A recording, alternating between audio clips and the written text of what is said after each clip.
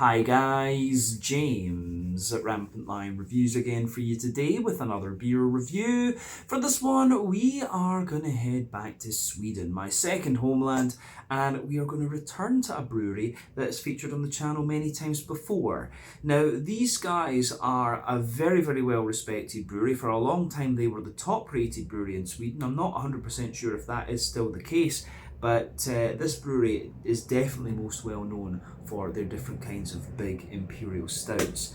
Now, the beer that we're going to have a look at today is a style that I've had from these guys maybe twice before, if memory serves me correctly. It's one that I know they can do very, very well, and when I saw this one here in Hong Kong, I knew that I had to have it. And it's also part of a series that I have tried things from before, but have never actually reviewed for you here on the channel. So I'm really curious to have a look at this one and do my first proper sit-down review of something from this series, from this brewery as well.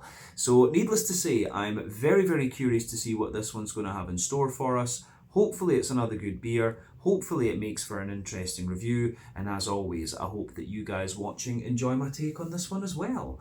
So yeah, for this review then, we are going to head to a little place called Arlöv, which is a little bit to the southwest of Lund, where I used to live, in Skåne, in the very south of Sweden, and a bit to the northeast of Malmö, the country's third largest city. And that means that we are going to return to Molecule, and tonight we are going to have a little look at another beer from the wonderful Nerd Brewing. So this particular beer is Barrow Series number 14. It comes in at 14.4% ABV, and this one is a barley wine aged in agitator peated single malt whiskey barrels. So yeah, this should be quite nice. Agitator is one of the newer Swedish distilleries. I've tried their whiskies and they're actually pretty nice. Swedish whiskey's pretty good actually, and I say that as a Scot, which obviously maybe gives it a little bit of credence in the eyes of some.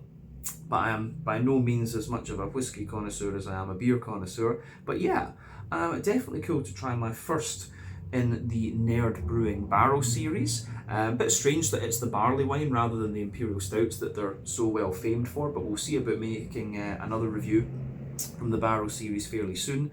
But yeah, this one just kind of caught my eye. This is yet another beer that I picked up at Angry Beer in Mongkok here in Kowloon in Hong Kong. So yeah, this was a nice find. They did have one of the imperial stouts there, but you know, I remember loving the two barley wines that I'd had from Nerd Brewing before, and this one also had the fact that it was aged in a peated whiskey cask as well, which was really nice.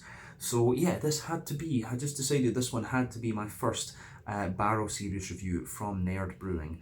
So yeah, really looking forward to this one. A 14.4% Swedish peated whiskey barrel aged barley wine from the wonderful Nerd Brewing in Skåne in Sweden.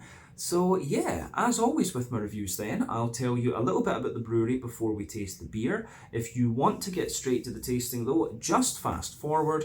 All the usual links can be found in the video description below. That's the brewery website, the link to my other reviews that I've done from Nerd Brewing before, and we will no doubt add more to that list at some point in the near future, because their beers do seem to make it out here fairly regularly from what I've seen.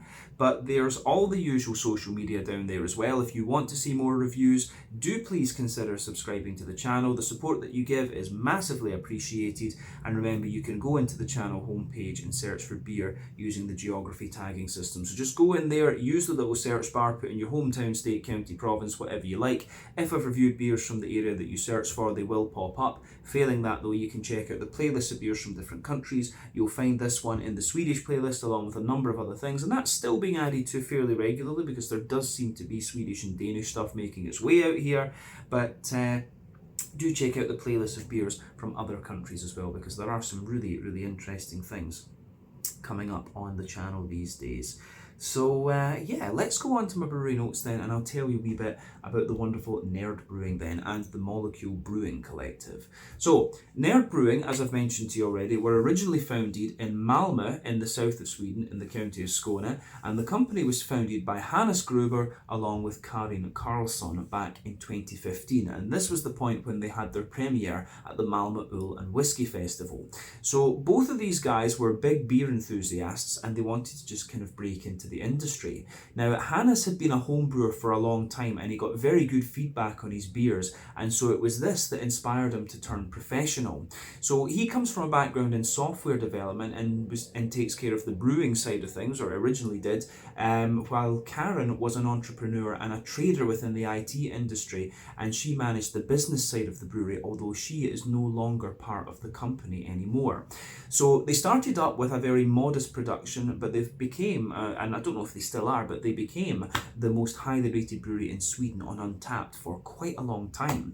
So the beers were initially produced at the Lilla Ölfabriken Chad Beer Brewery in Rosengård in Malmö, and some also in South Plains, which is just next door. But the company officially joined with Chad Beer and Lilla Ölfabriken to form a collective, but they continue to sell their beers under their own brands. But Nerd Brewing, of course, brew pretty much all imperial stouts. In days gone by, they have released 1 or 2 IPAs. I think we had the Switch on the channel, which was in a can a few years ago, and that was lovely. I thought that was a really, really nice IPA. I picked one up over in Denmark, but yeah, they are most definitely well known, best known for their big imperial stouts actually, and they do a barley wine every so often.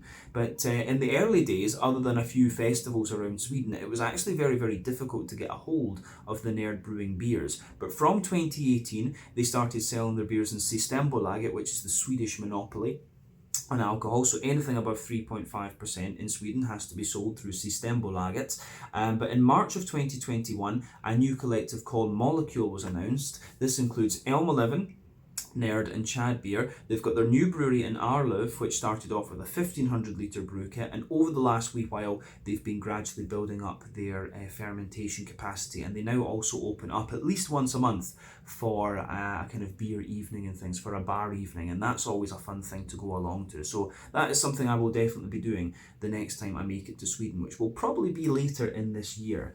But in late 2022 they had their first brewpub day, and they've been doing that a little bit more regularly. And as of April 2024, when I'm filming this review for you, March 2024 rather, not April 2024, brain isn't working tonight, but as of March 2024, when I'm filming this review for you, these guys have produced 135 different kinds of beer according to Untappd, and that number will no doubt continue to increase as time goes on.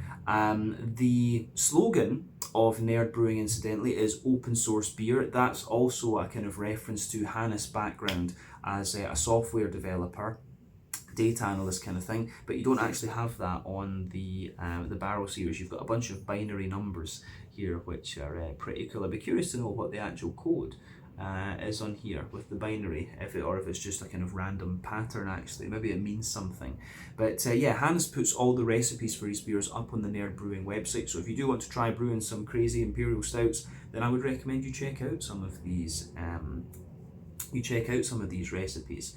But yeah, that's everything I can really tell you about Nerd Brewing and the Molecule Brewing Collective for the moment. The only other thing I would say is that it's actually Anders from Molecule who is brewing, from Elm 11, who is brewing pretty much all of the Nerd Brewing beers, but I think the recipes are still designed by Hannes these days. So yeah, these guys, really nice guys, doing some very interesting stuff, and it's definitely worth checking out their beer.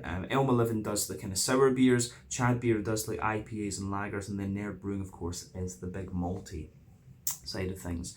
But yeah, let's go on and actually have a taste of this beer. I'll just let you have a wee look at the artwork on this one before we open up, and I think I am actually going to keep this bottle since it's my very first Barrel series beer from these guys. But yeah, you can see the Nerd Brewing symbol there, which is great.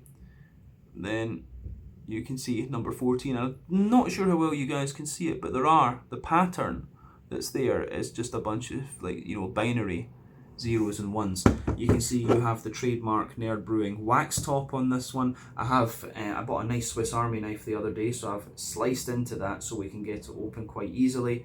So I think it's about time that we do that. Barrel series number 14, an agitator peated single malt whiskey barrel aged barley wine, coming in at 14.4% ABV. And I've just actually noticed something a little bit naughty. You see here, they've spelt whiskey W-H-I-S-K-Y. Now, the convention is that unless it's Scotch whiskey, if it's not Scotch whiskey, you are not supposed to spell it like that. It's supposed to be W-H-I-S-K-E-Y. So yeah, I wonder if Agitator actually know that. I'm not sure if there's a legal thing about that actually, but that tends to be a convention that Scotch whisky is WHISKY, anything else has to be KEY. So yeah. But yeah, anyway, just an interesting little thing I picked up there. But let's get this guy out into the glass then and see what it's all about. I'm really excited to try this one.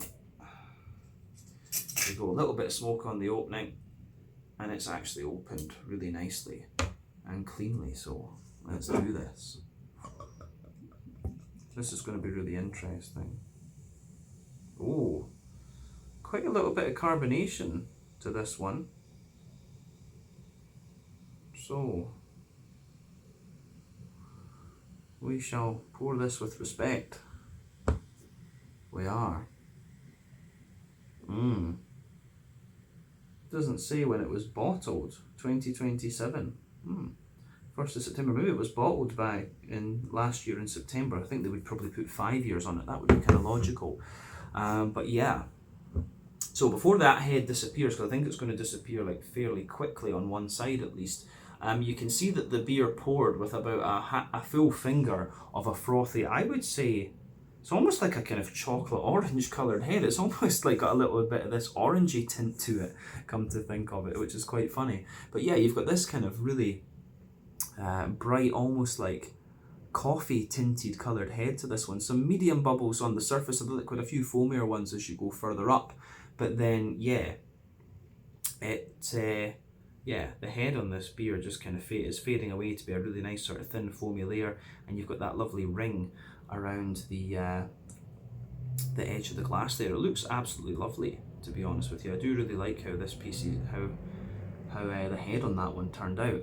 Colour wise, if we shine the light through this one is like a really dark sort of ebony rosewood colour. Now it does have a little bit of clarity to it. You can see when you shine the light through this, it does have that kind of little bit of darker chestnutty sort of colour. So yeah, I do really like how that pieces together, and that is really, really nice. But yeah, it's not the haziest. It's got a little bit of that natural haze to it, and it's not too clear. You can't really see through it just because of how dark the beer is. But remember, the colour of your beer is dependent on a few things. One, the type of malts that you use. This goes a long way to determining your EBC rating. Two, length of your wort boil is going to play a role, because the longer you boil the wort, the more the sugars caramelise, and thus you get a darker colour of beer. That's especially important with barley wines, because quite often you want to give these a really long boil to give you that big leathery, chewy, brown sugary sort of thing. Any barrel aging that you do can affect the colour as well, and that will work when it comes to more kind of brown beers like this, but any adjuncts you put into the beer can affect it as well. And again, that's something that is done with barley wines, you know, semi-often. But yeah, this one looks absolutely great. Definitely one of the darker barley wines that I've come across, and I would surmise that the colour in this one is partially due to the barrel aging, and probably, knowing what the guys at Nerd like to do, it probably has had a pretty damn long wort boil as well.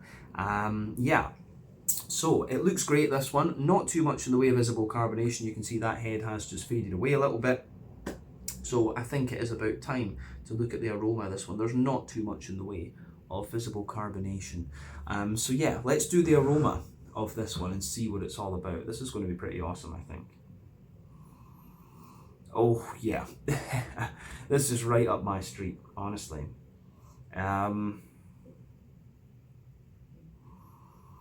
Yeah, this is just ridiculous, to be quite honest. And I wouldn't expect anything less from Nerd Brewing. This is just ridiculously lovely. Yeah, it's giving you everything you'd want. And one thing I've said about using whiskey barrels in the past, especially peated whiskey barrels, you have to be quite careful with these, because, you know, they can just take over the aroma and the flavour of a beer. The Finns in Finland have had many a Scotch whiskey barrel aged imperial stout. They love them. They absolutely love them. So yeah, that's something to bear in mind. But yeah, the way everything just kind of pieces together in this aroma is lovely. So you get the barrel, You get the big brown sugary notes of the barley wine. You get the big red fruit. There is still a little touch of hoppiness to this one as well. It's just lovely. Let's try and break the aroma of this one down and describe it for you a wee bit more in depth.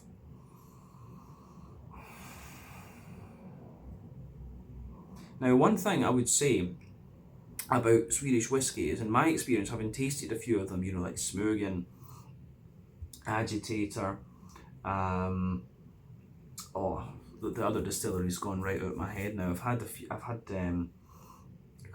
of them. Well, that's going to annoy me now. I've forgotten. The Box Distillery was the other one. What did they change their name to? Yeah, some of these. The Swedish whiskies are quite interesting. I find them a little bit more oily than, I really find them a little bit more oily than Scotch whiskies, for example, and they've got a little bit more kind of sweetness to them, and you can smell that in the barrel of this beer. So the backbone is, of course, that lovely, smooth, sort of oaky kind of thing. So that lovely, smooth European oak in there. There's a little tiny hint of like vanilla within the oak as well, but then above that you're getting lots of that big oily Swedish whiskey coming out of this one. Now the peaty character in this one, I would say it's not overly, in terms of its peatiness, it's actually quite a grassy and sort of sweet, kind of brown sugary peaty note that's coming out of it. It reminds me a wee bit more of like, you know, like a Cow Isla, rather than like a more grassy Bowmore, or a kind of really more kind of dry sort of Lafroig or whatever. Something like that. Of course, Islay is the famous region in Scotland for these peated whiskies. So yeah, the peatiness that you get out of the spirit part of this beer is actually quite sweet, it's quite grassy, and it has a wee bit of that fruitiness to it as well. So yeah, the whiskey layer just kind of sits above all of the whiskey layer sits above the wood in this one, which is absolutely great. Yeah, aroma wise, this is just absolutely lovely. Yeah, above that whiskey layer though, you start to get the notes of the actual beer. So you can smell, there is a little bit of a kind of rye bready bread crust in this one for sure. So yeah, big rye bready bread crust, like sweet, kind of oily, kind of German rye bready notes in there. It has got a little bit of like a kind of brandy soaked, kind of like, yeah, I say brandy soaked fruit, brown bread kind of thing. It's got a bit of that going on. There's a little touch of nuttiness coming out of this one too, for sure. And then of course it's all about the brown sugars. And I know, you know, Nerd Brewing, they love a long wort boil, and you can tell that's what's going on with this one. So you have a nice kind of more leathery, dry brown sugar in there, but of course you have that big chewy treacle molasses sort of thing too. So big chewy treacle molasses. There is a little bit of that sweeter caramel in there. There's a wee touch of like biscuity character as well. Yeah, the way everything kind of pieces together in this beer is just absolutely lovely. Aroma wise, it's just beautiful. Yeah, treacle molasses, big oily sweet caramel, a more leathery brown sugar in there, a little bit of butterscotch butter candy as well. Yeah, everything you would want from the style. The Barleywine is, of course, originally the big brother of like the double IPA, the Paleo IPA, double IPA, Barleywine. These styles are all related through hop to malt ratios. With this one being barley, quite a bit of the green component of the hoppy character will have dropped out of this one. You can smell that that's been the case, but you still get a wee bit of, you know, floral character and stuff out of this one. There is a little bit of earthiness there. There's a wee bit of floral note, quite a little bit of grassiness as well. And obviously if you age this beer a bit longer, that would drop out even further. I think we are drinking this one, I'm guessing this one was bottled on the 1st of September 2023.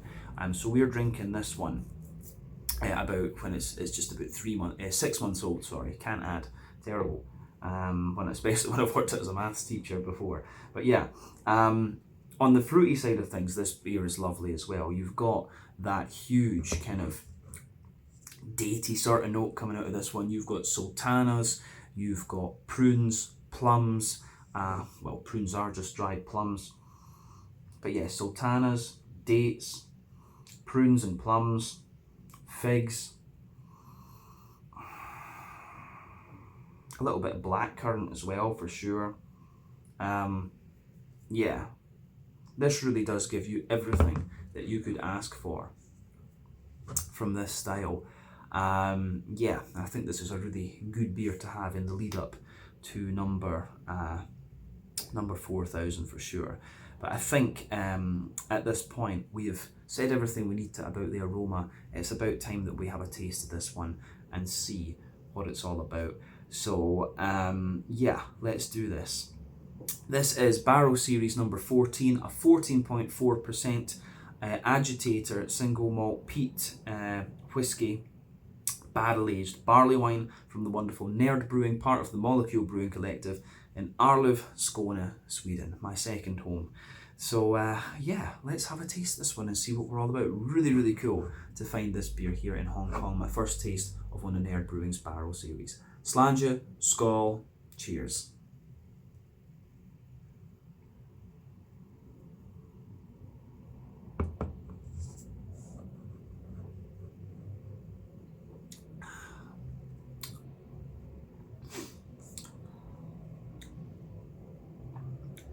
That's pretty damn good. Yeah, not quite as sweet as I was expecting. I am tasting this with a clean palate as well. It's definitely something to bear in mind, but beautiful beer, no doubt in my mind about that. It's actually got quite a bit of dryness to it as well, which is interesting.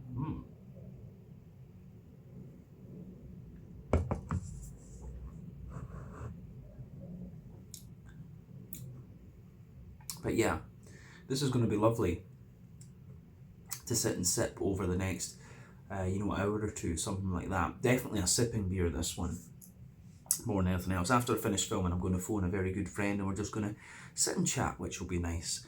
But yeah, this is just lovely. As I say, quite a bit drier than I thought it was going to be, especially in the aftertaste, but it has all the sweeter flavours that just take a wee bit of time to kind of just roll their way out of the beer, and that's lovely.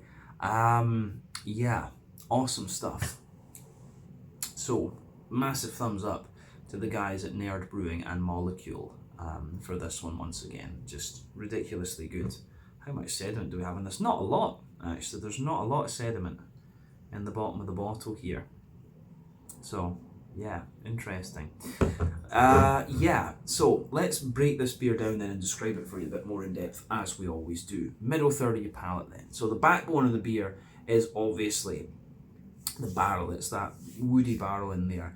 The barrel actually does come across as having a little bit of char to it, which I didn't pick up in the aroma. That was a little bit of a surprise. It came across as being very, very smooth in the aroma. But yeah, when you actually take the beer in, you get a wee bit of char off the barrel, which is interesting.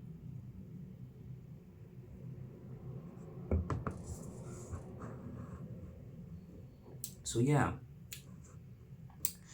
so you've got that nice kind of, you've got a little bit of the char further back on that middle third of your palate, but as you move further forward, you get more of the smooth kind of woody oak. And as you reach the kind of front half of that sort of front third of your tongue, you've got more of a kind of, you do definitely have a little bit more of a kind of vanilla type note coming out of this beer. So yeah, the way everything pieces together in this one is really quite nice actually. I do like that.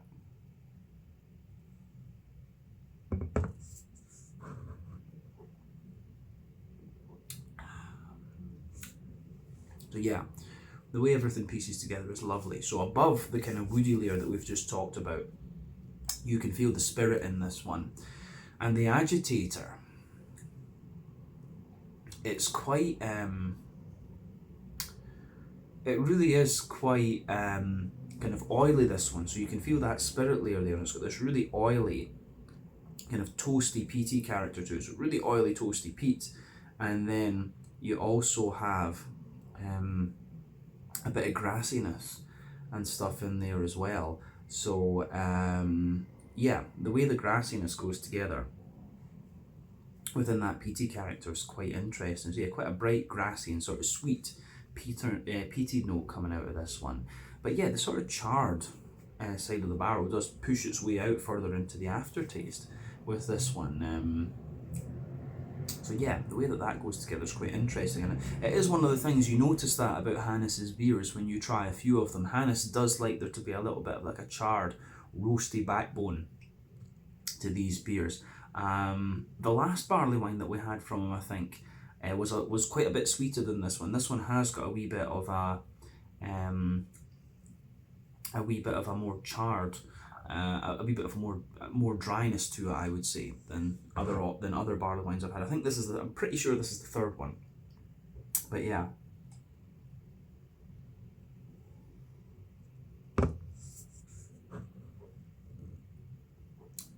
So yeah, the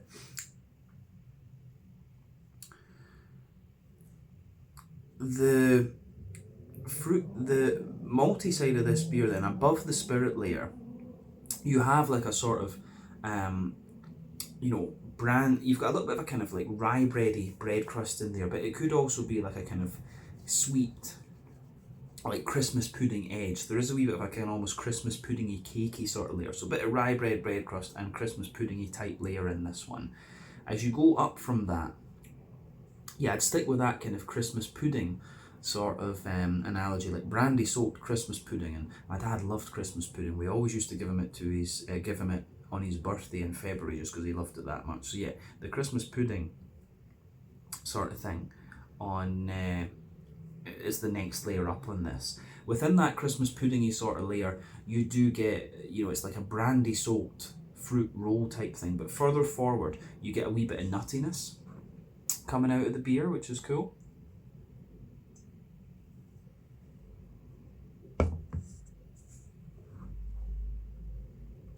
So yeah, definitely a little bit of nuttiness kind of pushing its way forward in this one.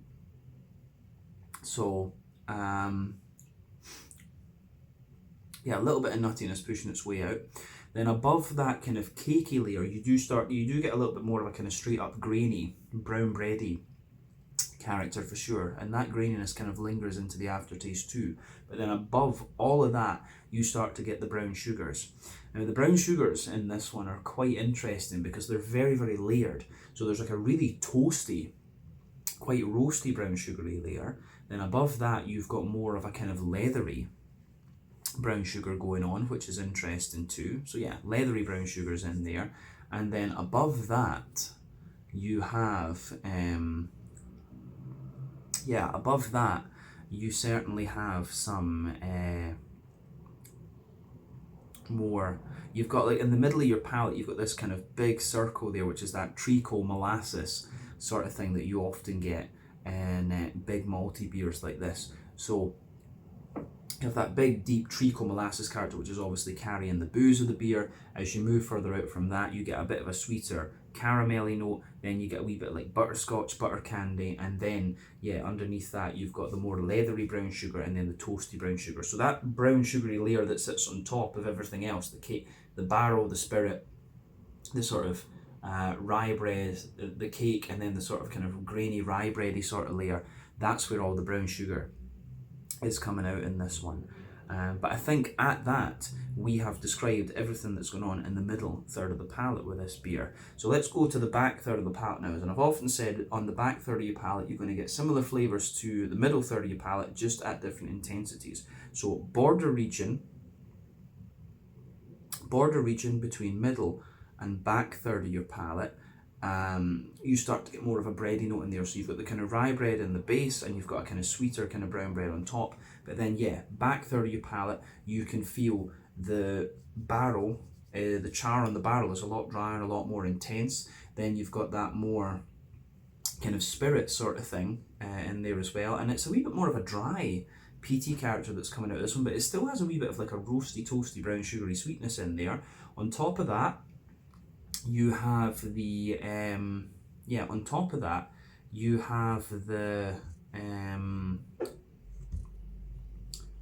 the brown, you have a sort of brown sugary, you've got the brown bready kind of layer in there. So you've got the you've got like the rye bready bread crust, then you've got like a kind of rye bready layer which is a little bit lighter and more airy, and then you've got the more kind of like brandy soaked Christmas puddingy layer that I was talking about earlier, and above that you can feel some of the drier, more leathery brown sugars just creeping over the top of that cakey part of the beer. So that's worth bearing in mind.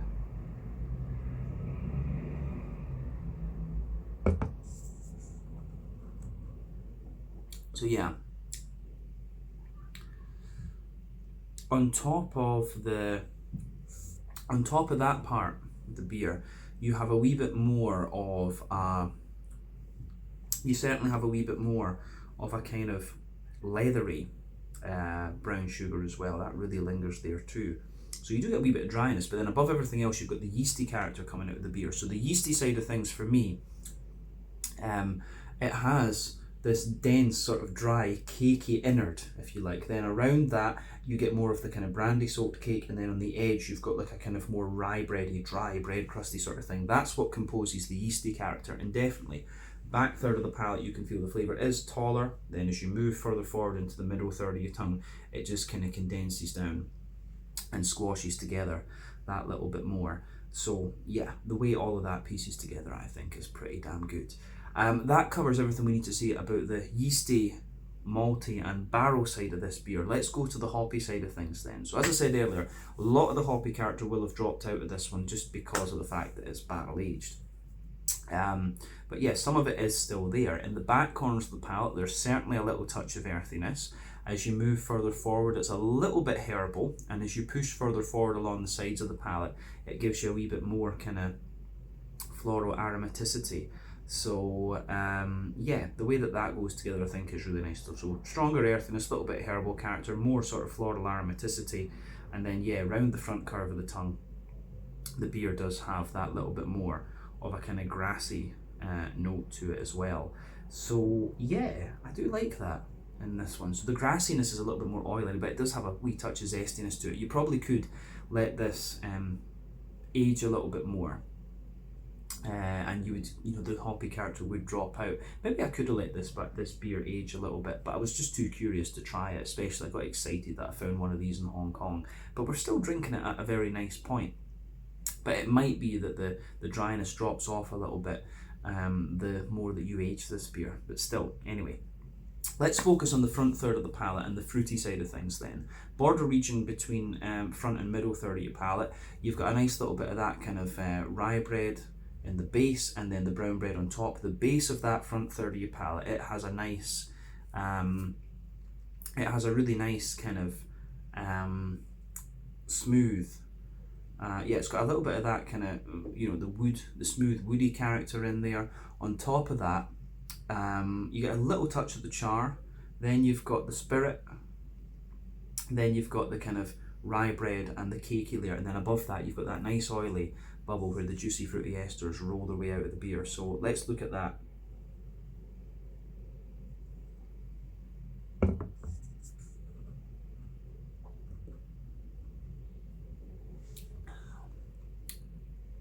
So yeah, the way everything pieces together in this one is really, really nice though. Yeah. So the fruity side of things with this beer, it's pretty much as I described it in the aroma. At the back of that front third of your palate, yeah, you've got a little touch of raisin on the top, plum underneath that, but then yeah, you get the prunes, you get the dates. As you move further forward, you get a wee bit of sultana, and yeah, as you reach the middle of that front third of your palate, you're getting more of a kind of figgy sort of thing.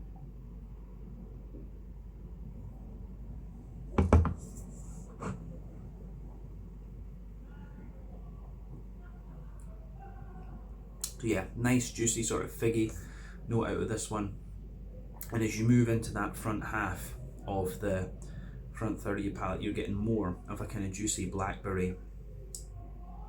Yeah, more of a kind of juicy blackberry to it, and also maybe just a wee hint of like more of a black currant, sorry, I should say, yeah, black currant and a wee bit of blackberry just behind the tip of the tongue. So the fruity characters in this are very, very nice, very much like brandy soaked fruit bread type thing. But all in all, flavour of this beer is really, really nice, but quite a bit more roasty, charry and dry than I thought it was going to be from the aroma. So yeah, interesting stuff. I'd be curious to see Hannes do the same thing, but then age it in a cognac barrel. That could be a really interesting thing for nerds to do, actually. Or a rum barrel could be interesting for this one too.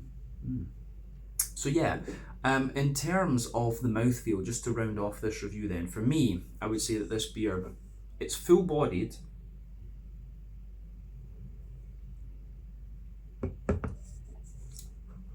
Yeah, mid-range, full-bodied. Carbonation is very, very smooth. It has got a little bit of that kind of Swedish cleanliness to it. You can taste the cleanliness of the water, but little touch oily. And yeah, you have quite a little bit of dryness to this beer. The dryness and the bitterness could easily get conflated. So yeah, bit of dryness and bitterness in there. You're maybe talking about, 50, 60 IBUs, something like that. Usually they say, actually. It says 40 IBUs, right? I would have thought it was a little bit more than that. But yeah, 40 IBUs apparently. I would have thought 50 or 60, like I said. So the malt base, you've got the dryness from the wood, the spirit in there, the kind of bready sort of thing, and then the brown sugars above that, which is great. And then above all of that, you have you've just got a lot of sweetness in there too. Say we've got 40 IBUs, we've gone over the malt base, and then you've got a good little bit of kind of juicy, dark, fruity character to this one. Everything you'd want from a nice big barley wine. Really enjoyable beer, this. And I'm certainly glad that I picked this up. I think we can leave it at that for this one. This has been really, really nice to try. So, this was Barrel Series number 14. 14.4% ABV, agitator, peated single malt whiskey, barrel aged barley wine from the wonderful Nerd Brewing, part of the Molecule Brewing Collective in Arlöv near Malmö and Lund in Skåne in the south of Sweden. Awesome to try this one, and especially to find it here in Hong Kong. So yeah, once again, thank you for watching my beer reviews. Until the next time, please like, subscribe, share, all the usual YouTube stuff.